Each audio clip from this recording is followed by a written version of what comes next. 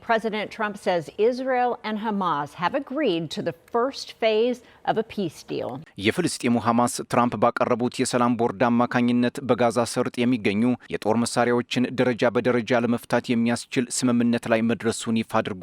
የስምምነት በጋዛ ሰርጥ ዘላቂ ተኩስ ማቆምና ሰላምን ለማስፈን እንዲሁም የወደሙ አካባቢዎችን መልሶ ለማቋቋም ታስቦ የተዘጋጀ እንደሆነም ተጠቅሷል። 10 አባል ሀገራት ያሉትና $10 ቢሊዮን የተመደበለት በአሜሪካው ፕሬዝዳንት ዶናልድ ትራምፕ መስከረም 2025 የተጠነሰሰው በተባበሩት መንግስታት ድርጅት የጸጥታው ምክር ቤት የውሳኔ ሐሳብ 2803 እውቅና የተሰጠው የጋዛን ሰላም ይመልሳል የተባለው አሁን ወደ ተግባር የገባ ይመስላል። በፈረንጆቹ ጥቅምት 7 2023 ሐማስ በእስራኤል ላይ ያካሄደው ጥቃት በሺዎች የሚቆጠሩ ሮኬቶችን ማስወንጨፍን፣ የድንበር አካባቢዎችን ማጥቃትና እገታዎችን ያካተተ ያልተጠበቀ ከፍተኛ ጥቃት እንደነበር የሚዘነጋ አይደለም። በጥቃቱ ሳቢያም 1200 ገደማ እስራኤላውያን ሕይወታቸው አለፈ። 251 ታጋቾች ደግሞ ተጠልፈው ወደ ጋዛ ተወሰዱ። እስካሁን የዘለቀው የጋዛ ጦርነት እንዲቀሰቀስም ምክንያት ሆነ።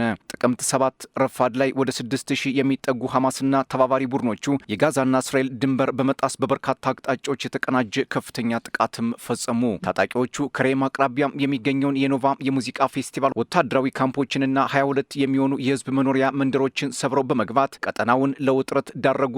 አሁን ላለው ውስብስብ የፖለቲካ ስርዓት መሰረትም ጣሉ። 73000 ፍልስጤማውያን ሕይወታቸውን ሐማስም ታላላቅ መሪዎቹን አጣ። እስማኤል ሃኒያ፣ የሃያ ሲንዋርና ሙሐመድ ደይፍን ጨምሮ 10 የሚሆኑት የቡድኑ የፊት መስመር አበጋዞች በዚህ ጦርነት ሕይወታቸውም አለፈ። ከዚህ በኋላም ቀጠናው ረፍት አልባ ሆኖም ቀጠለ። ዛሬ ላይ አልጀዚራ ይዞት በወጣው ዘገባ በትጥቅ መፍታት ስምምነቱ መሰረት በጋዛ የሚገኙ ከባድና መካከለኛ የጦር መሳሪያዎች በዓለም አቀፍ ታዛቢዎች ቁጥጥር ስር ይሆናሉ። የሰላም ቦርዱ የስምምነቱን አፈጻጸም በመከታተል የሰብአዊ እርዳታ ፍሰትን በማረጋገጥና አካባቢውን በመልሶ ግንባታ የማገዝ ኃላፊነትን ይወስዳል። ይህን የትራምፕን እቅድ ተከትሎ ይመስላል ሐማስና ሌሎች የፍልስጤም ታጣቂ ቡድኖች በጋዛ ሰርጥ የሚገኙ የመሳሪያ ክምችታቸውን ደረጃ በደረጃ ለመፍታት የሚያስችል የእቅድ ሰነድ መከተላቸውን ያስታወቁት። የአሜሪካው ፕሬዝዳንት ዶናልድ ትራምፕ ይህን ውሳኔ ለቀጠናው ሰላምና ጸጥታ ታላቅና ታሪካዊ እርምጃ ሲሉም አሽሞንሙነውታል። አልጀዚራ ከተፈረመው ስምምነት ያገኘው ግልባጭ እንደሚያሳየው ዝርዝር የትጥቅ መፍቻ መርሃ ግብሩ ወይንም ሮድማፕ በሚቀጥሉት 14 ቀናት ውስጥ ተዘጋጅቶ ማለቅ አለበት። እንደ አስፈላጊነቱ በዓለም አቀፍ አካላት ውሳኔና በሁሉም ወገኖች ስምምነት የታገዘ ተጨማሪ ጊዜ ሊሰጥ እንደሚችልም በሰነዱ ላይ ተመላክቷል። እነዚህ ድርድሮች በጣም ከባድና ፈታኝ ነበሩ። እኛም ማሳካት የሚቻለውን ምርጥ ስምምነት ለማግኘት ጥረት አድርገናል ሲሉ የሐማስ ተደራዳሪ ቡድን አባል የሆኑት ጋዚ ሐማድ ለአልጀዚራ ተናግረዋል።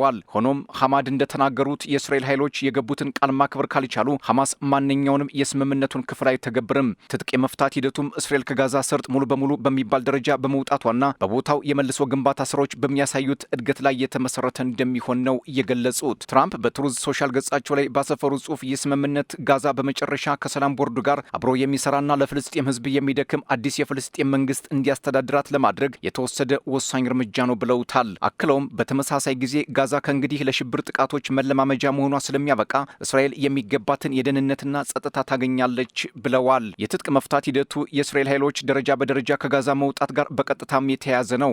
በተጨማሪም ሰነዱ እንደሚያብራራው ምንም አይነት የጦር መሳሪያ ለእስራኤልም ሆነ ለማንኛውም ፍልስጤማዊ ላልሆነ አካል ተልዕኮ አይሰጥም። ብሔራዊ ኮሚቴው ብቻ በጋዛ ውስጥ መሳሪያዎችን የመያዝና የመቆጣጠር ሙሉ መብት ያለው ብቸኛው አካል ይሆናል። አንድ የሰላም ቦርድ ከፍተኛ ኃላፊ እንዳረጋገጡት ሐማስና ሌሎች ታጣቂ ቡድኖች መሳሪያዎቻቸውን ጋዛን እንዲያስተዳድር ለተሰየመው ብሔራዊ ኮሚቴ ያስረክባሉ። ኃላፊው አክሎም በመጀመሪያ በፖሊስ እጅ ያሉ መሳሪያዎች የሚዛወሩ ሲሆን በመቀጠልም ከባድ መሳሪያዎችን ከጥቅም ውጭ የማድረግ ዲኮሚሽኒንግ ስራ ይከናወናል። በቅዱ መሰረት በጋዛ ውስጥ የሚደረጉ ሁሉም ወታደራዊ እንቅስቃሴዎች መቆም አለባቸው። ሆኖም ሂደቱን ሙሉ በሙሉ ለመተግበር ጊዜ እንደሚወስድ ተናግረዋል። ፕሬዚዳንት ትራምፕ በደረጃ የሚካሄደውን የትጥቅ መፍታት ሂደት ከ73000 በላይ ፍልስጤማውያን ሕይወት የቀጠፈውንና ጋዛን ያደቀቀውን የእስራኤልን ጥቃት ለማስቆም ካመቻቹት የተኩስ ማቆም ስምምነት አካል አድርገው አቅርበውታል። ነገር ግን ተኩስ ማቆሙ ከጸና ወዲህ እስራኤል ስምምነቱን ደጋግማ በመጣስ ከ1200 በላይ ፍልስጤማውያን ሕይወታቸው እንዲያልፍ አድርጋለች የሚል ወቀሳም እየቀረበባት ይገኛል። ትራምፕ እንደተናገሩት የትጥቅ መፍታት ሂደቱ ሲጠናቀቅ እስራኤል ከጋዛ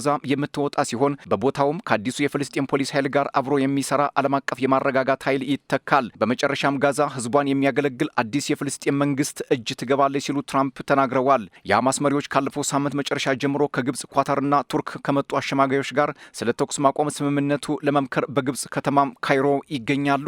ስማቸው ያልተጠቀሰ የሐማስ ኃላፊ እንደተናገሩት ውይይቱ በጎና እድገት እያሳየ ያለ መሆኑን ተናግረዋል። የግብጹ አልቃሂራ የዜና መገናኛ እንደዘገበው የሁለተኛውን የተኩስ ማቆም ምዕራፍ መርሃ ግብር ቁርጠኝነት ለማረጋገጥ ከግብጽ፣ ከአሜሪካ ኳታርና ቱርክ የተውጣጡ አሸማጊዎች የሚሳተፉበት ተጨማሪ ውይይት በቅርቡ በካይሮ ይካሄዳል። በሌላ መረጃ አሁናዊውን የሐማስ ትጥቅ የመፍታት ስምምነት የእስራኤልን ሚና አጠራጣሪ አድርጎታል እየተባለ ነው። በሚቀጥለው የእስራኤል ምርጫ የኔታንያሁን ሊኩዊድ ፓርቲን ይፎካከራል ተብሎ የሚጠበቀው አዲሱ የአሻር ፓርቲ መሪ ጋዲ አይዘንኮት ሐማስ ትጥቅ መፍታት ያካተተውን ስምምነት መቀበሉን በተመለከተ አስተያየታቸውን ሰጥተዋል። አይዘንኮት በማህበራዊ ትስስር ገጻቸው ባሰፈሩት መልእክት ማንኛውም ስምምነት የሚመዘነው በአንድ መስፈርት ብቻ ነው፣ እሱም የጦርነቱን ዓላማዎች ማሳካት መቻሉ ነው።